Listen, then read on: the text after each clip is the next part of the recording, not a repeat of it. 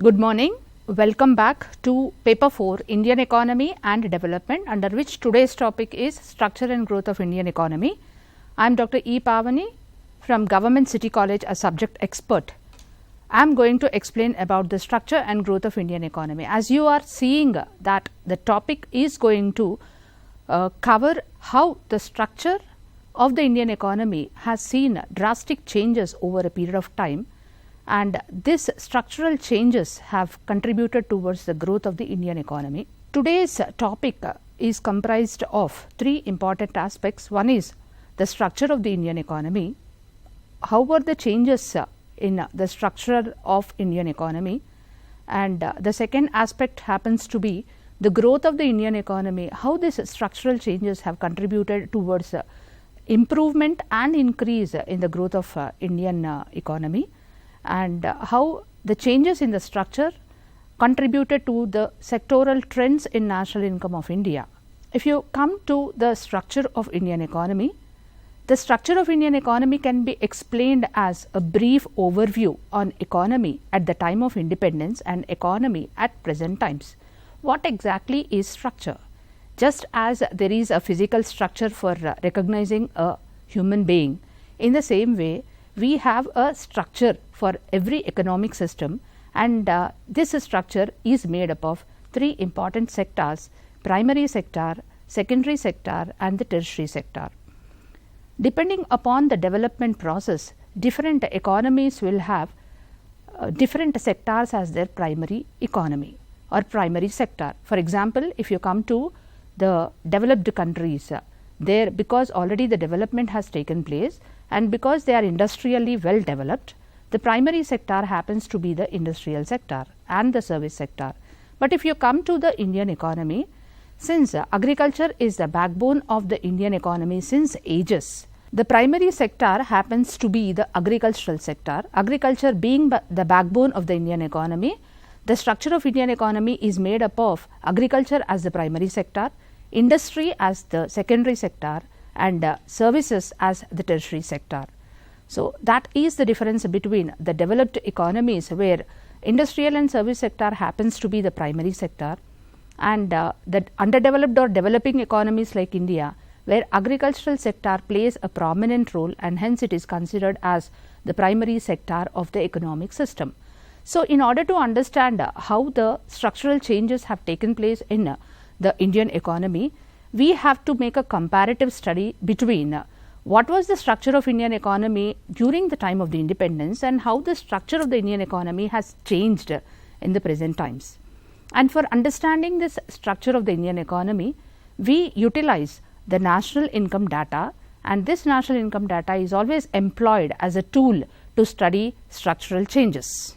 If you see the Indian economy and its structure at the time of independence, Indian economy was an independent economy which was transformed by the Britishers during their 200 years of colonial rule and converted an independent, rich, wealthy economy of India into an exhausted economy, where the economy was exhausted by the Britishers in order to feed their economy as they were in the process of industrial revolution, and by colonizing Indian economy they have transported the laborers, required laborers and the raw materials, and they have collapsed the Indian economy.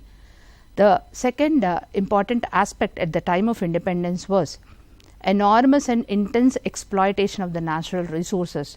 Whatever Indian natural resources were there at that time, whether it could be the cotton textiles or whether it could be the jute or any other natural resource which was available in plenty in the Indian economy, was totally exploited. They were transported in huge quantities without even thinking that the Indian industries may require the raw materials, and see the unfortunate incident where the Britishers have totally taken away the wealth of the Indian economy in the form of natural resources. Then coming to the human resources, India always had rich human resources from times immemorial, but the human resources were overexploited by the Britishers in the form of transporting them and utilizing them only as physical laborers without having any kind of proper education, and no facility was made available to the Indian human resources to get educated. So, this can simply be told as the right of proper education was totally denied to the human resources of India, as a result of which Indian human resources remained poor. And one of the important aspect explaining or understanding the structure of the Indian economy happens to be the capacities and capabilities of the human resources which were at their lowest level. If you see the impact factor on 3 sectors, because of these conditions during the time of independence in the structure of the Indian economy, the impact on 3 sectors, that is agricultural sector, industrial and service sector, was quite negative, unsatisfactory. If you take the first sector, agricultural sector, there was massive stagnation and continuous deterioration in the agricultural sector in the form of the productivity was very low. No person was bothered about increasing the productivity of the agriculture. The condition of the farmer was very, very poor. Then the Indian agriculture was a kind of gambling in monsoons, was highly vulnerable in the sense that there was no guarantee whether the productivity that is attained in the last year is going to be continued or not. And the presence of the land tenure system in the form of zamindari system, royatwari system and mahalwari system, these 3 systems were exploiting the farmers by means of collecting a huge amount of farm production in the form of taxes. And there was no financial assistance given to the farmers, as there were no mature kind of banks or maybe the institutions which can provide financial assistance to the farmers, because of which the farmers were forced to depend upon the money lenders for getting huge loans at high rates of interest. And the last one is commercialization of agriculture, where agriculture was totally transformed into commercial agriculture, where Indian farmers were forced to produce only those commodities or that particular farm products which were going to serve as raw materials to the industries of the Britishers. So, in this way agriculture was totally dilapidated during the time of independence, and that was one of the important factor which made the Indian economy to remain backward soon after the independence. If you come to the industrial sector, under this industrial sector, the process which was taken up by the Britishers, or the British rule of 200 years contributed towards deindustrialization. We can see there the handicrafts got totally decayed, textile industries totally lost its sheen, precious stonework became quite unpopular because it was neither given any kind of assistance nor it was encouraged.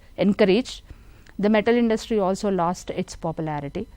Then because there were already the machine made products being sold in the Indian markets, Indian industries had to face tough competition from such machine made products, and the modern industry was subjected to very slow growth, because neither a way was provided nor any kind of financial assistance nor any motivation was given for the growth of modern industrial sector. And modern industrial sector growth definitely depends upon the basic and heavy industries which were not at all established by the Britishers, because they wanted the deindustrialization process to become realistic in Indian economy.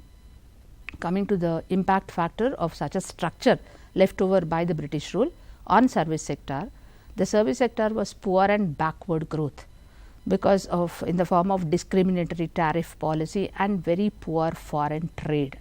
The service sector was not at all allowed to have even minimum amount of growth, as a result of which the service sector's growth was very, very minimum during the time of independence. If you see this particular table, we can see here the composition of the gross domestic product and the growth rates. In 1950-51 to 1959-60, that is during a decade period, the primary sector's share was 56%, secondary sector's share was 16%, tertiary sector's share happened to be 28%. That is, during the time of, or maybe at the earlier times of independence, the share of primary sector into GDP was 56%. In spite of contributing 56% of the share, the growth rate was just 2.3% in primary sector. And we have already seen what are the causes for such a kind of low and negative growth rate in the primary sector. Secondary sector share happens to be 16%, but still the growth rate was quite satisfactory when compared with the growth rate in the primary sector. Tertiary sector's growth rate was 28%, denoting or notifying a growth rate of 4.1%. The overall growth rate of the GDP was 3.7% between 50-51 and 1959-60. The various growth rates and the shares by different sectors towards the GDP of the Indian economy for different years is given, but quite interesting if we make a comparison between 50-51 and 2009 and 10. So, in 50-51, while the share of the primary sector was 56%, in 2009 and 10 it has come down to 20.3, and the growth rate also has come down. If you take the contribution or the share of the industrial sector, in 50-51 it was 16%, and in 9 and 10 it has increased to 25.15. The overall amount of increase is not quite satisfactory also. However, the growth rate has notified a significant improvement in the form of it was 5.7% during 50-51, which increased to 25.15%, 8.6%. Then if you come to the tertiary sector, in 1950-51 it was 28% share, and the tertiary sector's share has drastically increased to 54.55%. Growth rate was 4.1% during 50s, and during 2010 it increased to 8.5%. The growth rate was, overall growth rate was 8.4%. That is over a period of maybe 60 years. If you take 2010 as the year, we were able to increase the growth rate from 3.7% to 8.4% only. So, very interesting aspect over here is when the economy is developing, the structural change should happen in such a way that where the growth in the agricultural sector should come down, and but the growth of the industrial sector should move at a higher pace, and later on the pace of increase in the growth rate should get shifted to the service sector. But here in the case of India, whatever growth rate has taken place over a period of 60 to 70 years, this major amount of growth or improvement or development has taken place in the tertiary sector rather than in the industrial sector. And from this point of view, we can say that still there is a scope for Indian economy to increase the growth rate and improve the performance of the industrial sector. When compared with the other developed countries, the Indian economy is still lagging behind in the industrial sector. That is what is the outcome that we can get from understanding this particular table. Then if you come to the occupational distribution of the working population, we have seen the share of agricultural sector, industrial sector and service sector to the GDP, which tells us about the trends in the contribution of different sectors to the national income. Now, it is the occupational distribution of working population. So, primary sectors contribution reducing, industrial sectors contribution slightly increasing, service sectors contribution increasing at a higher pace is equally made responsible by the changes in the occupational distribution of working population. What do you mean by occupational distribution of working population? The entire labor force who are in between the age of 18 years to 58 years or maybe 60 years is considered as the working population, and how this working population is distributed in different occupations also denotes the structural changes. Once upon a time when Indian economy was in the early days of its development, maybe 56 you can see here, I think in 1901 it is better to compare between 1951 and 9 and 10. 72% out of every 100 labor force, 72% were engaged in the agricultural sector, 11 people were engaged in the secondary sector, and 16.7% or 16 persons or 17 persons were engaged in the tertiary sector. But if you just compare to 9 and 10, from 72.1 we have reduced, or the occupational distribution has changed, where the number of dependent workers on agricultural sector decreased to 53.5, secondary sector 20.9, and tertiary sector 25.6.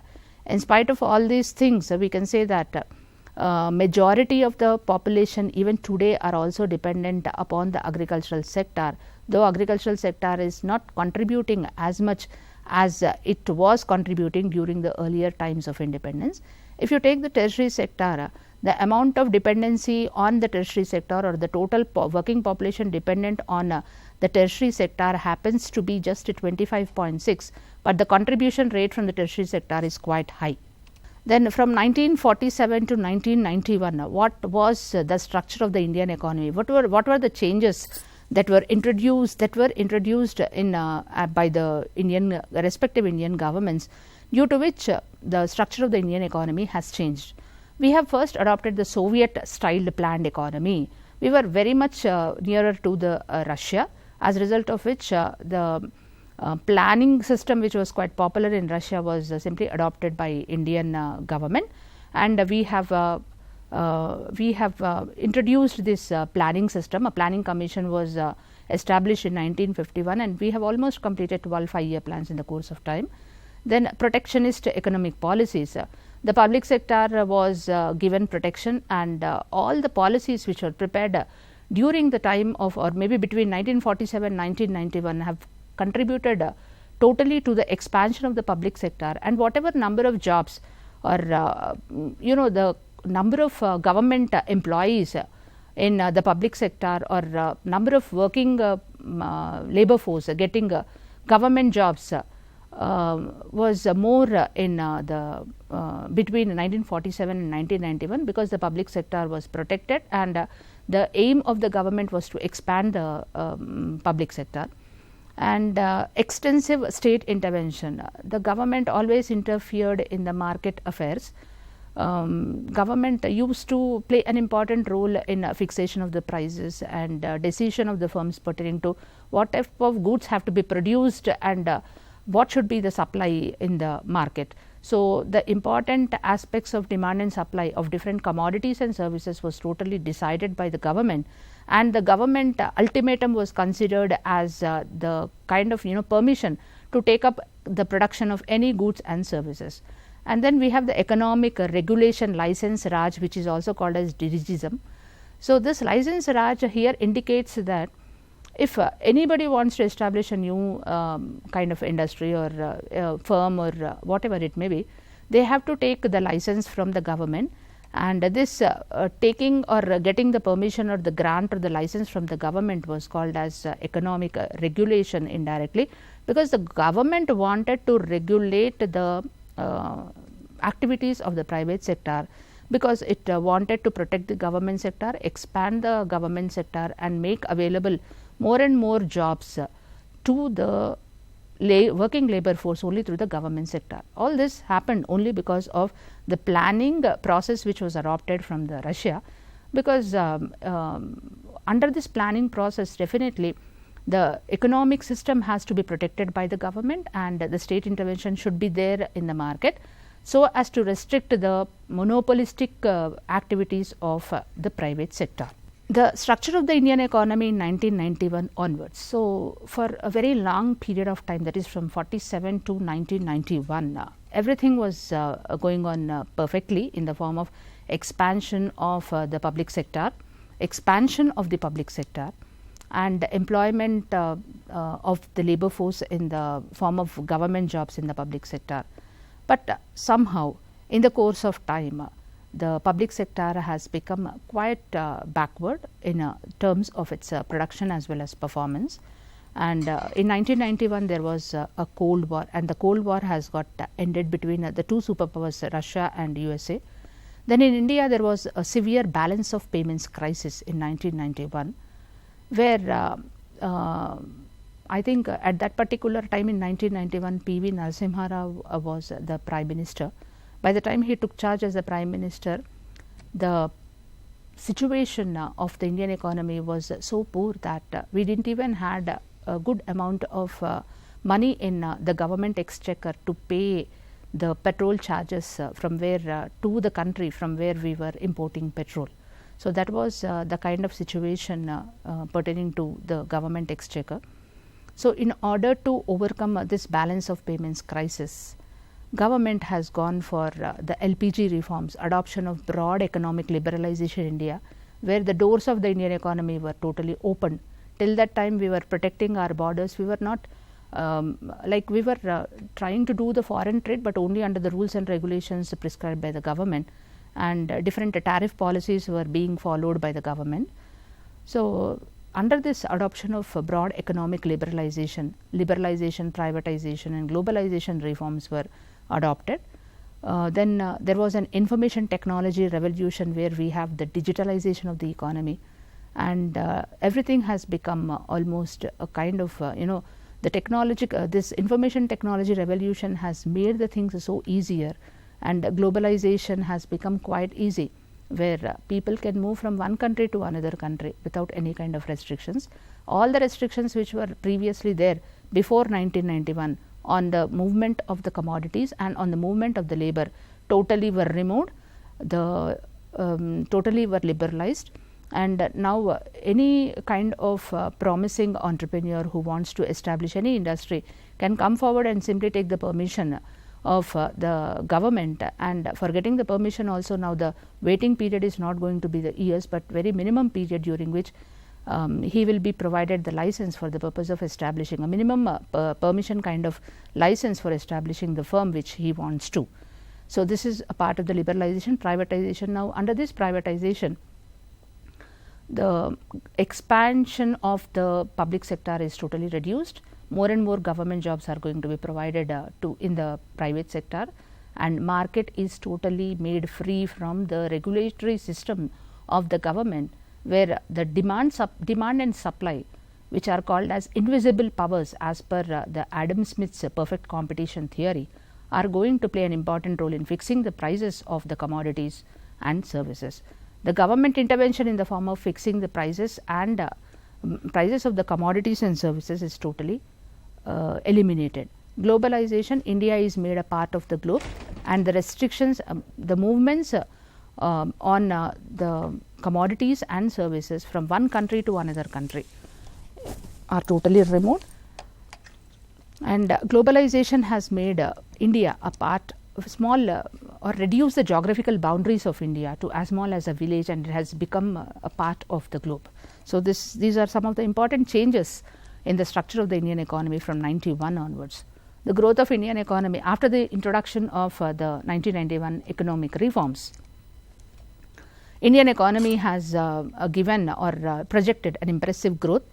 There was a Hindu growth rate called as 3.5%, which was continuously experienced by the Indian economy during the time of the plans, maybe for so many decades.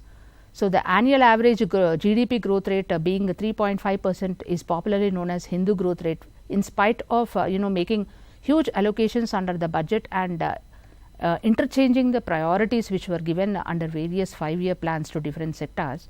We were able to achieve only 3.5% growth.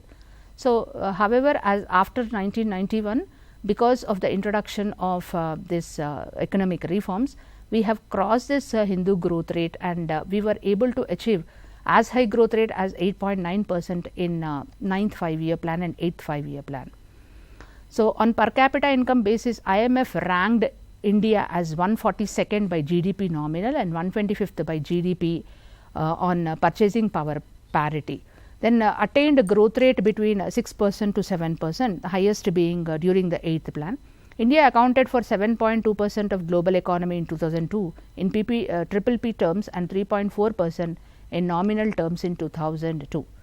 The other growth indicators of Indian economy are, we have our economy has become a diverse economy with modern agriculture blended with traditional village farming, modern industries and multitude services. Agriculture employs less than half of the Indian population. Service sector employs less than 1/3 of the labor force, but serves as a major source of economic growth. Long-term growth perspective of India remains positive with rich demographic dividend when compared with any other country in the world. We have the highest percentage of the working population between that is the labor force between the age group of 18 to 60 years. And the saving and investment rates are also quite satisfactory, and we are getting more and more increasingly integrated with the global economy. These all are indicators of the growth attained by the Indian economy after 1991. So, it has emerged, Indian economy emerged as world's 6th largest consumer market, where 70% of the consumer market is because of the private domestic consumers only in the form of private domestic consumption. 30% comes in the form of government spending, investments and exports. Indian labor force is world's 2nd largest with nearly 5 crore or 500 million workers, and foreign direct investment worth $74.4 billion is contributed by the service sector. Quite a robust kind of growth is mentioned over here by the service sector, combined with the computer industry and the telecom industry. Service sector, computer industry and telecom industry play a very important role in increasing the FDI accumulations of the Indian economy. Then service sector remains fastest growing sector with 50% GDP contribution to in the present contemporary economy. India grew up to be the world's 4th largest foreign exchange reserves country by 2020 with $88.314 billion. The pharmaceutical industry, IT industry, construction and real estate, telecommunication, chemical industry, tourism industry, automobile industry, retail and e-commerce markets, all these have notified robust growth, trying to contribute positively in the process of transforming India from its present developing status to soon going to become a developed country.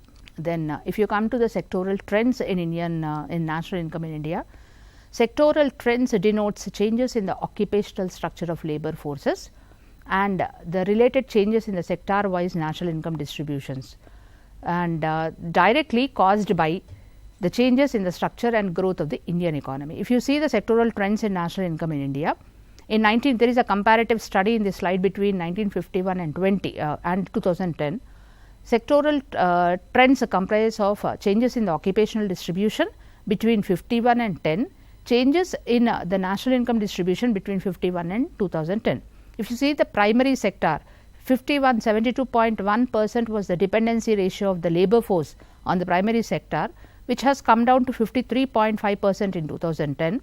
If you see the national income distribution, it was 56% of the national income was distributed or was the share of the primary sector, which has come down drastically to 20.3%. If you take the secondary sector, 10.7% of the labor force were dependent on secondary sector in 51, which has increased to 20.9% in 2010, but the contribution was 16% in 1951, which has increased to 25.15% in 2010. If you take the tertiary sector, 17.2% of the working population were dependent on the service sector in 51, the contribution was as low as 28%. But if we come to the 2010, 25.6, if you can see a very minimum increasing labor force in the tertiary sector, increased to 25.6, contribution has been quite satisfactory or more than satisfactory. It is 54.55%, which is because of the robust growth in the industries which we have already enlisted in the previous slide. Then coming to the next part, that is your previous questions asked in APPSC as well as in Tspsc. The first one you can see, discuss the nature of sectoral contribution of income to national income of India since independence. So, from 1947 till 2010, what were the sectoral contributions to national income, sector wise contribution, primary sector how much it was contributing in 1951 and how much it is contributing in 2020 or 2010, whatever kind of data is available to you. You can make a comparative study between these 2 years pertaining to the sector wise contribution of income to national income of India. The second question asks you, explain the important sectoral changes in post independence Indian economy with respect to national income contribution and workforce. The difference between the first question and the second question is, first question asks you to explain about the changes in sectoral contribution of income to national income only, but the second question asks you to show how there was a change in both the occupational structure of the population in different sectors and the national income contribution made by the different sectors to the Indian GDP. Then if you come to the industry, third question, industrial growth rate has lagged behind in the overall growth of GDP in the post reform period. Give reasons. So, we have seen through the tables that the growth process should be from the industrial sector to the service sector, but however, the total amount of growth or development which has been notified was directly related to the service sector only.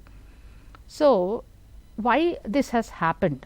What are the reasons? The reasons could be many. First important thing, we have established basic and heavy industries, but we have not given the same kind of priority in continuing the establishment of this industries. Second, the industries were not able to generate employment opportunities to the labor force at an expected rate. And third important reason was government gave more importance to the development of the service sector rather than to the industrial sector, because service sector had the greater scope in India to absorb higher labor force, and it was also registering a speeding kind of growth rate also. And how far the recent changes in the industrial policy are capable of increasing the industrial growth rate? Recent changes here are asked about the 1991 industrial policy resolution. Industrial policy resolution of 1991 has introduced liberalization, privatization, globalization, where the industrial sector was totally opened up, and the industrialists were provided licenses at a very less amount of time, so as to encourage them to establish, say, various types of industries. If you see the expected questions can be like this. How the direct questions like how the structural changes contributed to the growth of the Indian economy. So, yes, of course, we have moved from a Hindu growth rate of 3.5% to 8.9% registering in 8th 5-year plan.